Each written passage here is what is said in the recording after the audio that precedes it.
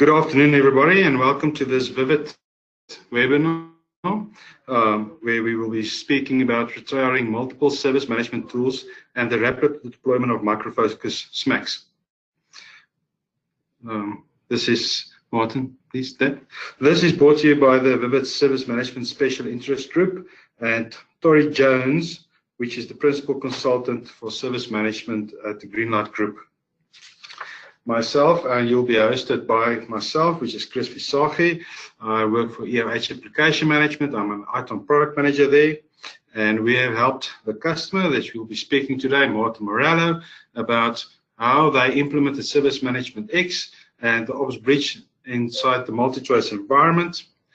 Just to set some background for Martin, he's a professional with 18 years of experience in the public and private sector and currently heading up the BSM stack. From a multi-choice perspective, how this project was initiated, multi-choice decided to embark on a new strategy which they called Future Fit. And this Future Fit strategy or project, part of the deliverables of that was a cloud-first strategy, and they specifically engaged with ourselves and asked us what would the best way or mechanism be to embark on this platform or this journey. We propose Service Management X because of all the next generation elements to it, and Martin will delve a bit more about that, as well as Operations Bridge, where they do TIP and event management and event correlation. Martin, over to you. Yeah, thank you, Chris, and good afternoon, everyone. I'm just going to quickly move to our slide pack. So we're going to be talking about how we managed to retire multiple service management tools with rapid deployment of microfocus SMAX. So we're going to take you through our user story, our journey, and share with you the wonderful story that we have. So just to start it off, this is just to give you an idea of what multi-choice looks like at a high level. We've got 24 plus divisions or multi-choice companies within the SMAX environment, and just by implementing SMAX, we've been able to improve our efficiency and savings by about 62%. So multi-choice is quite a big company. It's got 13.9 million subscribers, and it covers 50 countries across the African continent with just over 6,900 employees, and that's a $4 billion US company. So our deployment of the SMAX solution took about 4.5 months, and we are going to talk to you a little bit about our experience during that 4.5 months and post the deployment date. And previously, before we moved on to SMAX, we were on HPSM for quite a number of years. And when we moved to SMAX, the decision was based on all the new capabilities that we are going to get with the onboarding of SMAX. And from 14 capabilities that we had in HPSM, SMAX offered us a whole lot more, and that was one of the primary reasons why we decided that SMAX is a tool for us. And that enabled us to access a lot of things out of the box from SMAX, and we deployed our project in under 5 months. And prior to deployment, we looked at various models on how we could deploy this SMAX tool as fast as possible across this massive organization. And we decided to look at 2 approaches, and we'll be talking about those 2 approaches as we go through the slide. And just to give you an idea of all the other work that we still need to do on SMAX after deploying it, we've got work with 1,200 person hours that we still need to deliver. And that is purely coming from the demand that we've built up since the day that we deployed. Now, we're going to give you a before and after picture So talking about multiple service management tools, so we had quite a number of tools that are known out there that were used for a part of service management or service management in full. But our biggest service management tool, the base tool, was HPSM, and we attempted to consolidate all of these tools, and we decided that going through with SMAX would be the best option. And some of these tools have either been retired fully and others might be integrated while we work on the retirement process for those tools. And moving on, so the approaches that we were talking about earlier on in the deployment of SMAX were two, and we used the bi-model approach, where the first model that we used, or the mode that we used, was a more of a marathon mode, where we look at all the complex complex work that we need to do around SMAX and how long it would take, and we would assemble a team that would work on that. And how did we define complex? Is anything that has to do with integrating multiple systems, enabling custom flows inside of SMAX, and maybe opening up new functionality that we never had. So this actually helped us to separate whatever was going to take us a good couple of months from small deployments that are manageable and faster. And that would be mode 2 that we used for smaller deployments, where we're just taking things out of the box. We're not customizing any flow out of SMAX.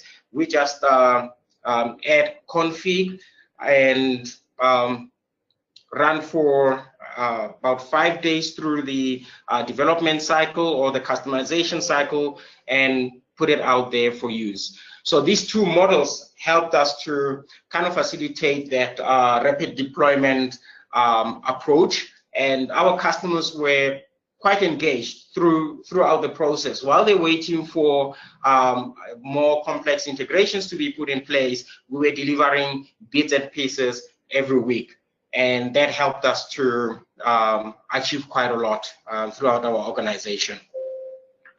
Now, just to kind of give you a high-level project overview, so this is the type of approach that we have taken, the kind of achievements that we managed to reach with this approach. And basically, it's a wordy slide that will just tell you this and that about our approaches, but most of that we've summarized in the conversation about the bi-model approach that we used. However, one of the major challenges that we encountered as we're deploying this tool was more on the changing of culture, getting people to let go of what they were used to, and learning how to use a new tool and new functionality, and maybe in some instances letting go of some things that were not available in SMAX. So to try and manage expectation and change culture, we decided to set up a steer core, and this steer core was quite a mixed steer core, from very high level, executive level, right down to the administrators and supervisors who use SMAX on daily basis. And we benefited a lot out of this, because as people got closer and closer to what we're trying to do and what the tool is capable of doing, and they understood our roadmap and the capabilities that we would unlock in the future, it helped us to build a group of change agents who were able to go back into the organization and evangelize how SMAX is going to change the way things work and so on, and the feedback into our project team. We're able to capture a lot of knowledge that we would have otherwise missed had we not set up such forums to get knowledge and intel from people across the organization. Now, moving on to some of the stuff that we have achieved with this whole rapid deployment of SMAX. Having deployed it to so many areas in the organization, we had a totally different approach to how we want to see our data and how we want to present it to our business. And we're going to talk a little bit about the architecture, and my colleague who's part of the panel is going to unpack that architecture with us so we understand why we decided to go that route. And that architecture also accounts for a lot of the success that we have. So this is just a view of how our SMAX data look. We have in-tool reporting, which is really awesome to work with, but we decided to pull SMAX data out of SMAX and into our reporting environment and kind of give that enterprise look and feel to all of our stakeholders.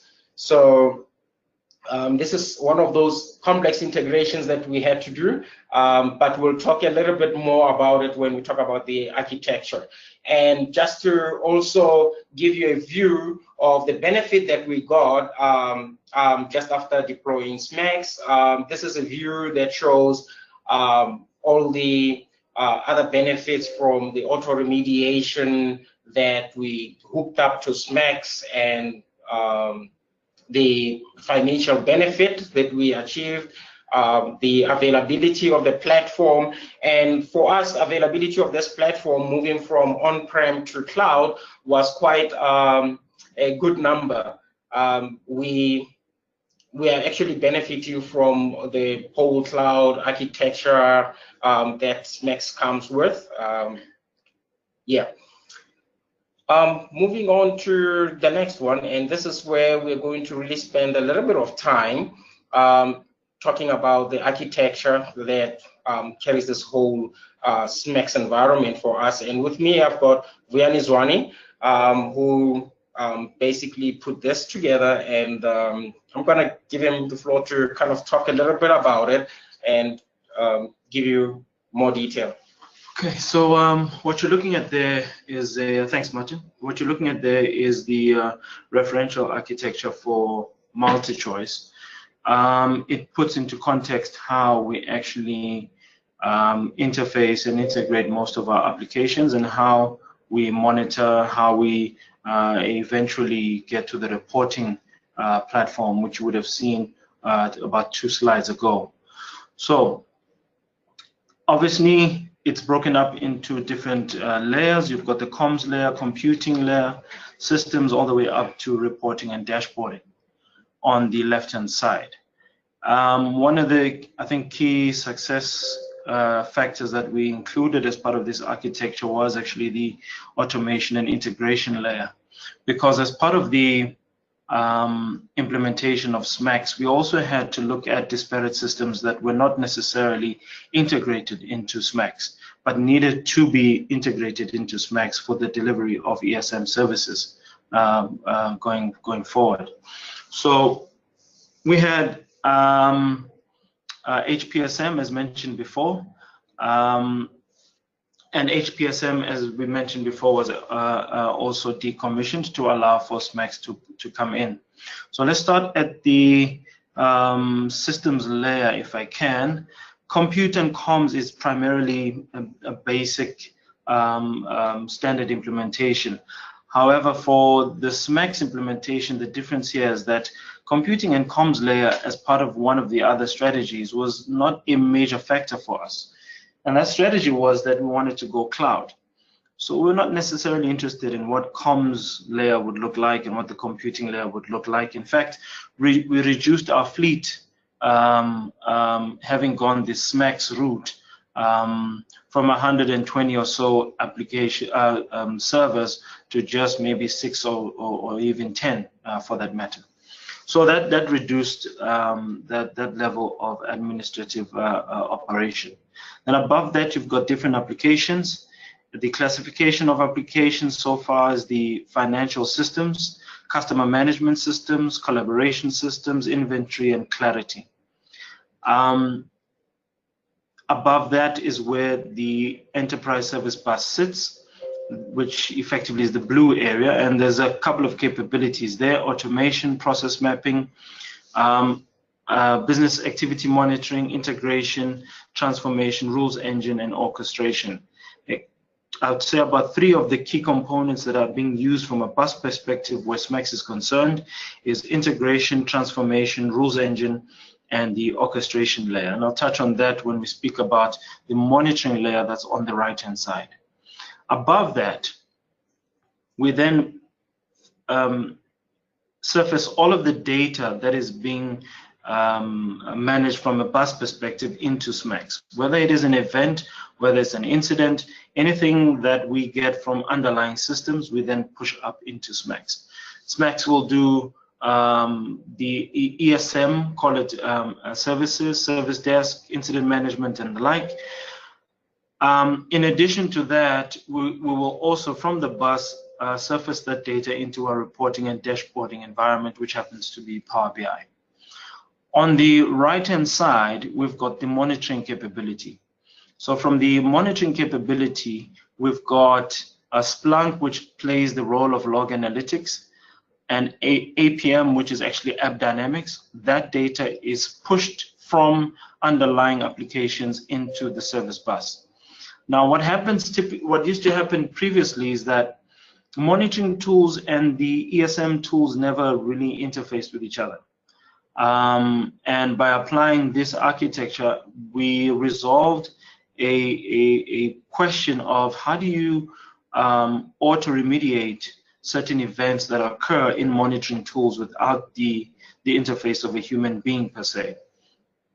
And what would happen is App Dynamics will pick up an event that would have been baselined and threshold and push it into the enterprise service bus. Enterprise service bus will then transform or transpose that data into SMAX for the ability to then log that as an incident. But while it's logging it as an incident, it actually applies certain remedial factors that will remediate that particular event. Once it is remediated, the call is closed, but also we feed back into business via the Power BI reporting platform to say, we noticed certain events that occurred, and as a result, we resolve those events without you having to be affected from a service derivation point of view or degradation point of view.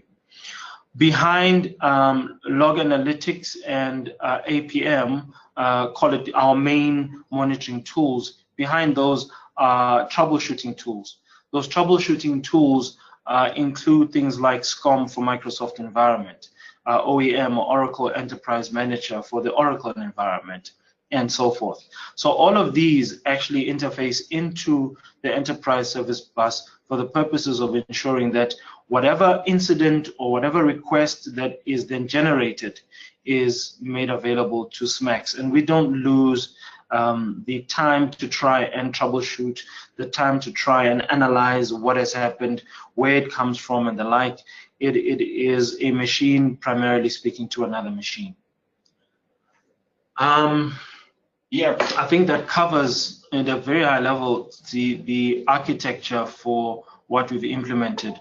What we also identified from a SMAX perspective is how SMAX then fits in within the, call it, corporate capabilities within the organization, and all of those things were determined and identified within other design documents to ensure that we don't duplicate certain capabilities and or functionalities that may already exist within the organization.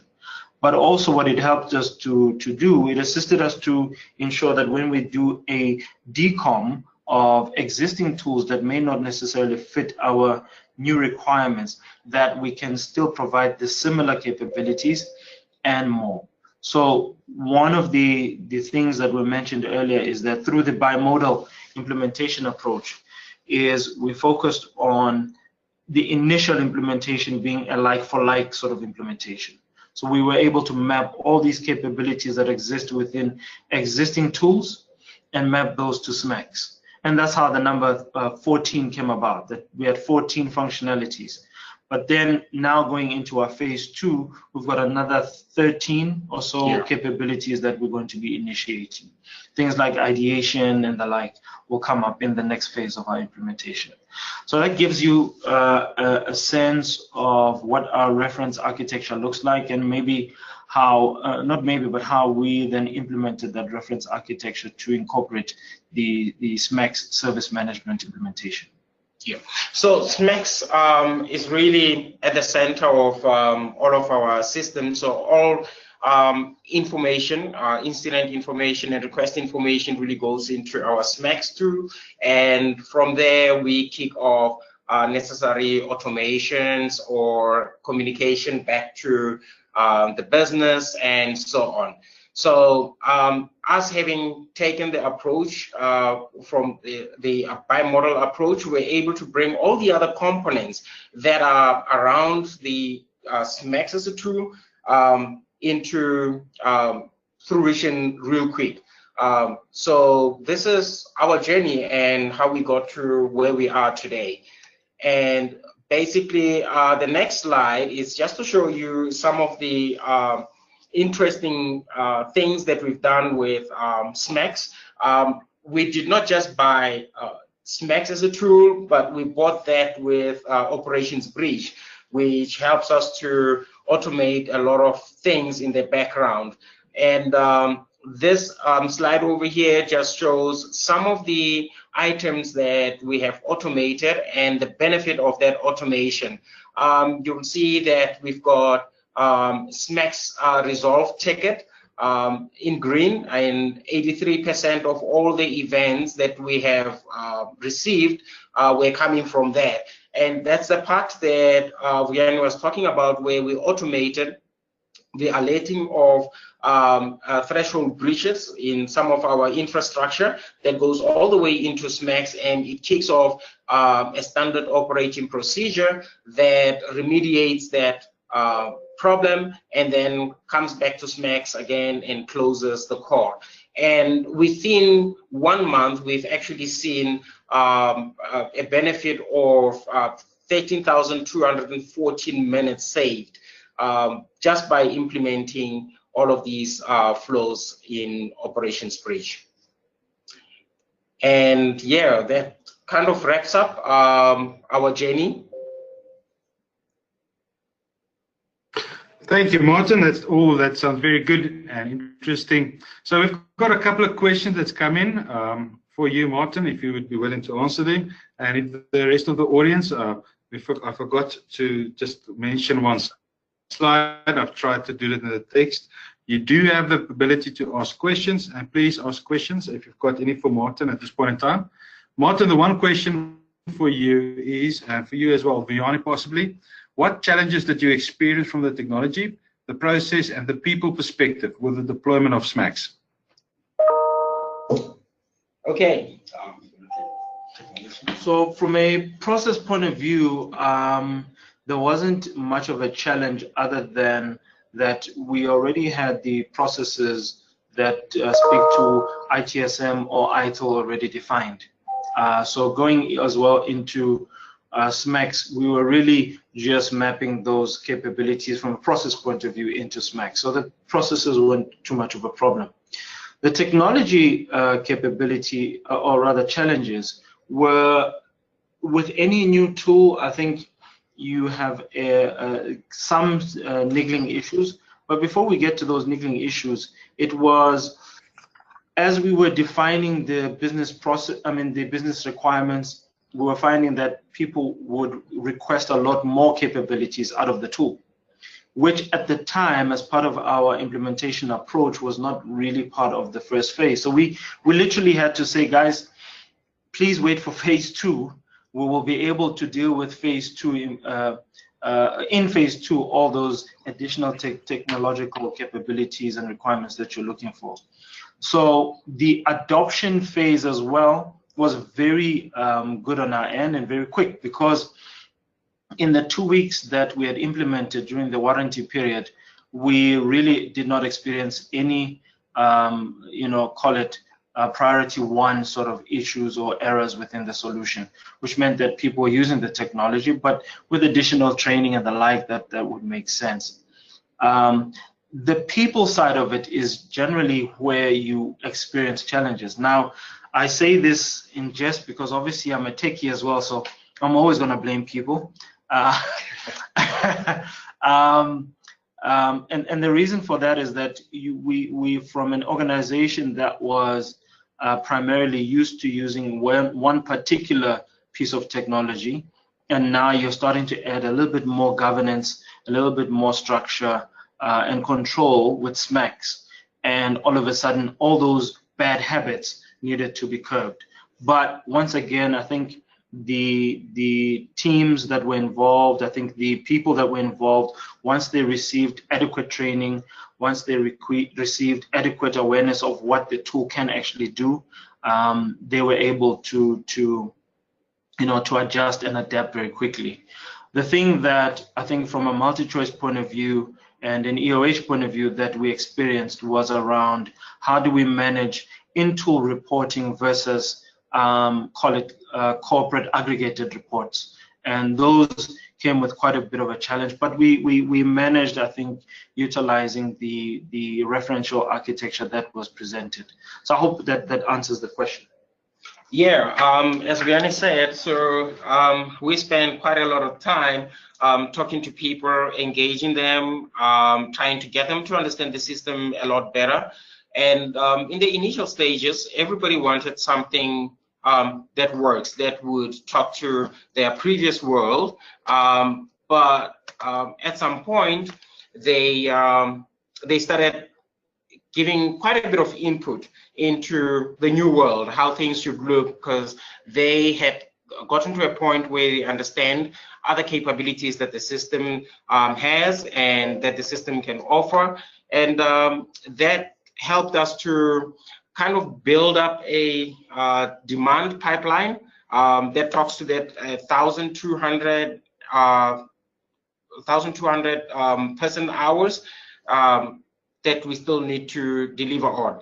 So yeah, the people side was quite an interesting one. Oh, good. Thank you. Thank you, Martin and Vianney. So I see the questions are coming in quite thick and fast. So another one that we've got here is the question is to tell a little bit more about how you and your team enabled automation within SMAX and what the perceived and the business value on that was. Okay.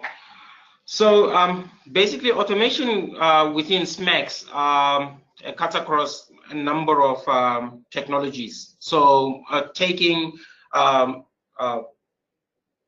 rules from a monitoring tool or breaches that occur in a monitoring tool, sending them through to SMAX via the enterprise service bus and using the operations bridge to auto-remediate. We've had to look at a couple of use cases, and our approach was looking at where we generate most of our incidents, and we identified where they were coming from and the components that were causing those incidents, and the manual steps that were followed to remediate those incidents, and we simply automated that in Operations Bridge.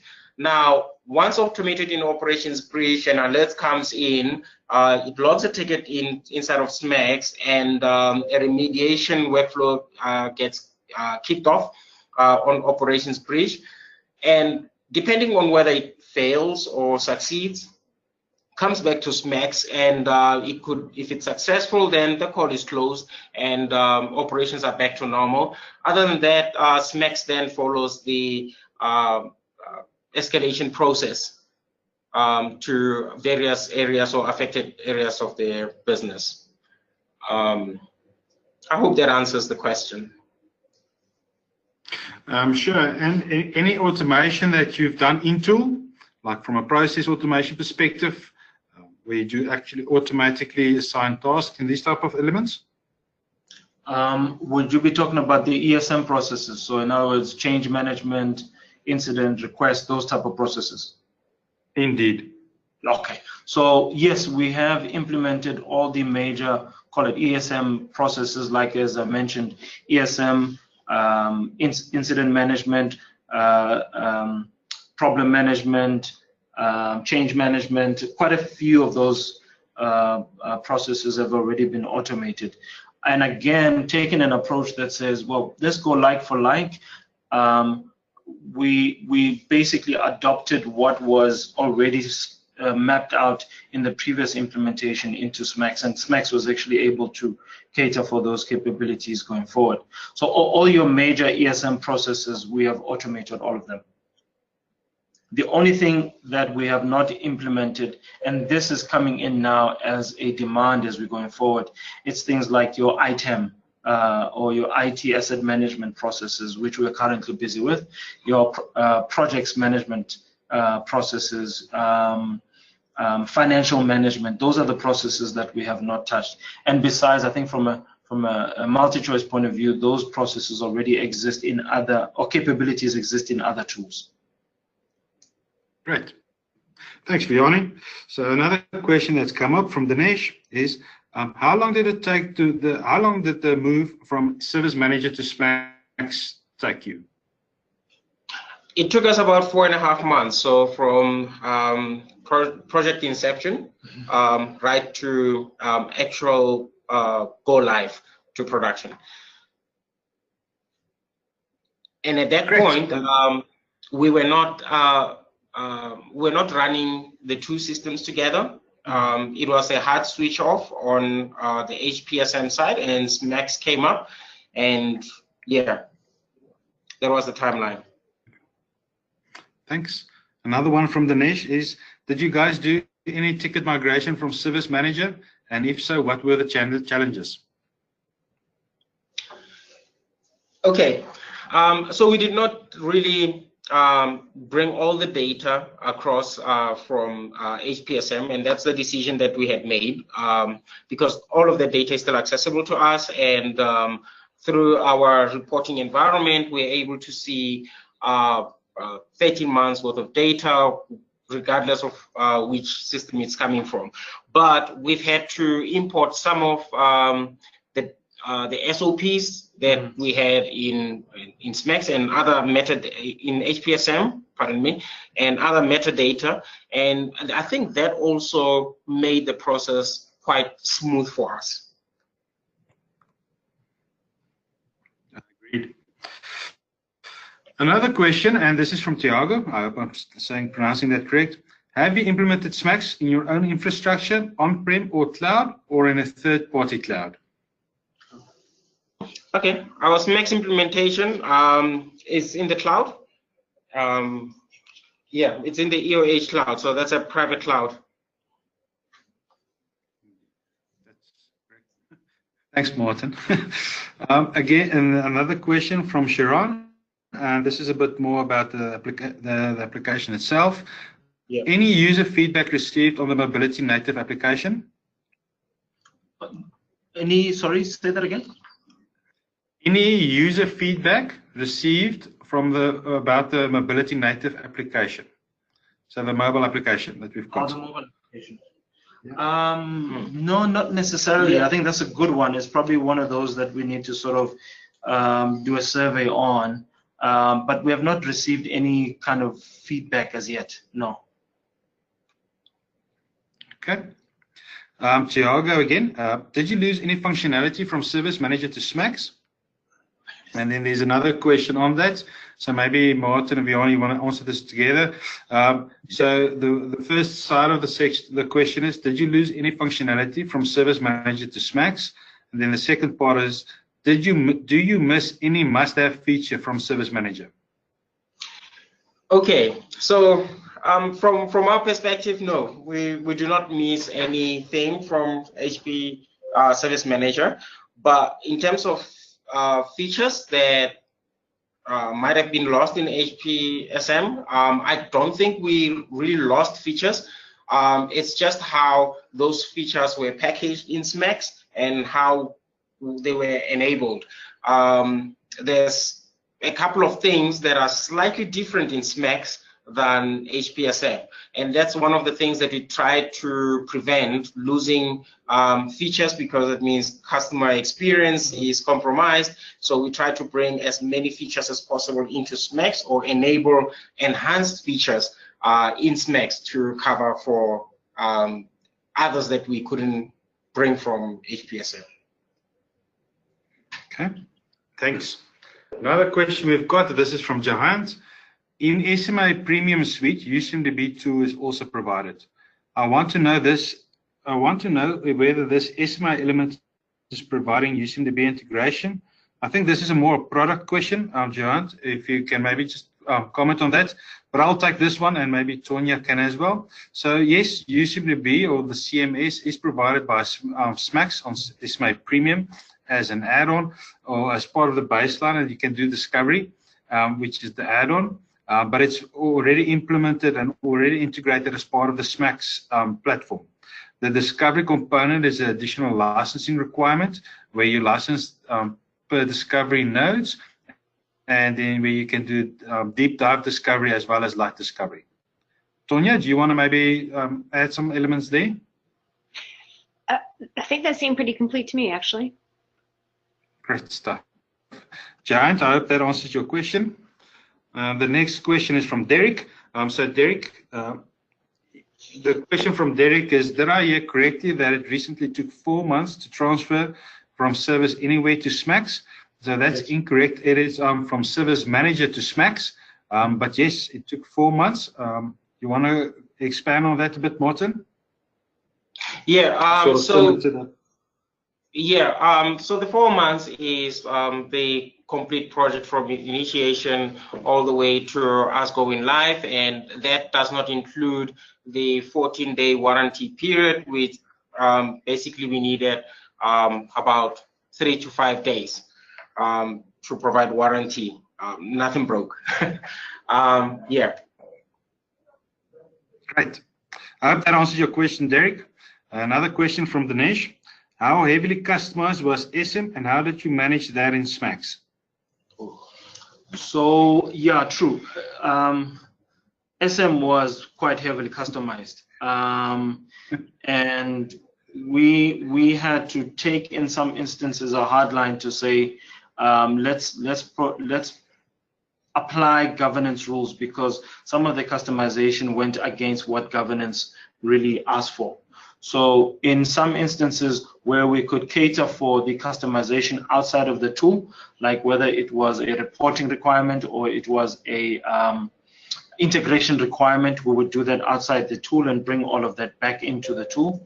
But yes, SM was quite heavily customized, but we handled the very complex customizations, because things like business rules that were not necessarily out of the box from a SMAX point of view would be handled outside. Things like integration for underlying applications we also handled outside of the tool. So that helped to enhance, augment at least what the SMAX capabilities were and what they provided. Other than that, we tried as well to limit and hence we said, the implementation focused on a like-for-like sort of implementation. We tried to limit customization into SMAX as a first phase implementation. And I think if you take that approach, you won't run into challenges when you're trying to implement SMAX. Thanks, Bihani. So Derek, I think your next question is more of a comment. As you stated, just curious, as we are currently transitioning to this. However, the overall time frame of transition concerns me a bit, as this will cause us to apply for an extension of our current service if applicable. So Derek, I'll take that question or comment. So the migration from Service Manager to SMAX, specifically a heavily customized Service Manager, takes a bit longer, because you have to redesign processes, as Bihani has mentioned previously, and you have to relook at your strategy, relook at your business rules, and understand what the idea behind the customization was and whether you still require that. A migration from SOAR to Service Manager or to SMAX is a different ballgame. There are different rules applicable to that. And your time frame for migration from Service Anywhere to SMAX, as far as I believe from product management, is quite a bit quicker, as it's not as heavily customizable as Service Manager was. Derek, I hope that answers your question or answers your comments. I think also, if I may just add another 2 cents there, if your processes are defined, and as you said, it's mapped to whatever the organizational governance compliance is as per the strategy, it makes life a little bit easier to try and then not necessarily map a tool to process, but map or rather the other way around, and map your tool to the process that actually exists, and rather than try to augment your process to try and fit what the tool says. Luckily, we had already taken a sort of a standard approach to all of our processes, and those, whether we had a tool or not, are going to continue to operate and function. But obviously, with SMAX giving a much more enhanced user experience. Great, thanks. Thanks, Vianney. And Derek, it's a pleasure. You were also the last person to make a comment or a question. I think we will give anyone else that would like to ask a question, please do so that we can, whilst we've got the panel ready, give a minute or so.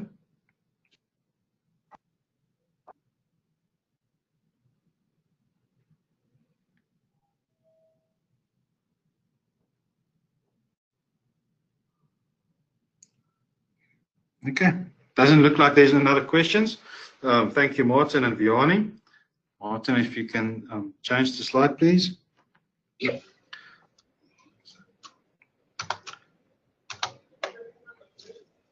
So in closing, just some announcements that we need to make from a Vivid perspective. Upcoming Vivid events. The next Vivid event is March the 6th, which is tomorrow, and it's about how to mind the gap with the value stream management and to optimize flow. We can see the dates. I hope you registered. The next one would be on the March the 12th, 2019, which is about robotic process automation based on microfocus operations orchestration and UFT, the next frontier of business. That sounds like a very interesting one. I know I'm registered for that one. The next one is the March the 14th, which is titled Cyber Hygiene, Keeping Ahead of the Game with Microfocus. These are some of the webinars coming up. Be sure to register for these events, and please let your colleagues and customers know, and hope you can join us. Martin. The next one is about Microfocus Universe, which is being held in the Austria Center Vienna from the 26th to the 28th of March. Please register today and join Vivid at Microfocus Universe, where you will benefit from customer-driven content, which gives you real-world tips, tricks, and best practices, one-on-one meetings with Microfocus leaders and product managers, and educational workshops, private hosted dinner, and much more. Microfocus Universe is available to all roles, from business executives to technical end users and everyone in between. Hope to see you there. Okay. Next one is ADM Summit, which is in April from the 9th to the 11th. Registration is now open for this summit in Rosemont, Illinois, Chicago. Join Vivid there to learn how global competition is demanding innovative apps that will meet customer expectations. The Microfocus Application Delivery Management Product Management team will conduct compelling breakout sessions, share the latest product roadmaps, and demo the newest solutions.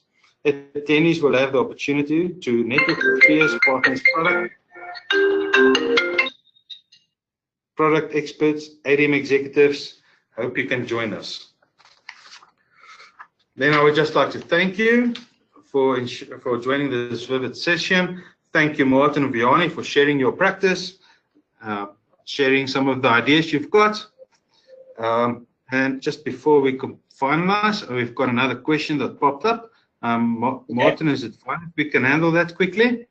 Yep. It's from Michael. How many staff did it take to complete the project? Process people versus technical people. Okay, so we had a total of 8 staff handling the entire project. And in terms, sorry. Process versus technical. I'm just confirming the numbers, sorry. Yeah. So we had 2 BAs. Yeah. Solutions architect, single solutions architect, 3 country guys. Yeah. Okay. And a So trainer. yeah. So we had a trainer, 2 BAs, 3 solutions architects, and a project manager. So that's kind of our team composition, and that was the core team for the build stage. And when we went live, it was basically the same team plus a few more support staff who were engaging a lot more with the business and so on. Thank you very much, Martin. Michael, I hope that answered your question. So I think whilst I'm finalizing the thank you, if there's another question that pops up, I will read that out. But Martin and Vianney, thank you for the time, and thank you for presenting your success story with us. And we hope all the best for you in your future journey. Then for the audience, thank you for attending this session for the Vivid Service Management Special Intergroup webinar. Please complete the short survey after the webinar ends, because we would like to have your feedback. And just a reminder that the on-demand recordings and the slide deck will be posted to the Vivid website. In the next couple of days, you will receive an email with those links. And Martin and Vianney, if you've got anything else to close, we've got no more questions popping up. So if you've got any closing comments that you would like to share. Well, from my end, nothing else except say thank you for this opportunity to share our user story with everyone who joined us today. We appreciate it. Yeah, I think also, yeah, thanks for this opportunity to share.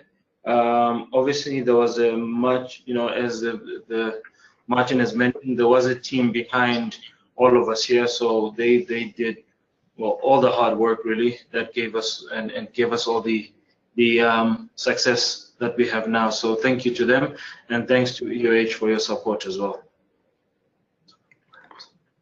Thank you for the comments, and thank you, Vivid, from our side as well. Thank you very much for providing us the opportunity to present this customer and their success and listening to our story. I think that is it. I hope everyone has got a good evening. Enjoy the rest of your day. Bye-bye. Thank you.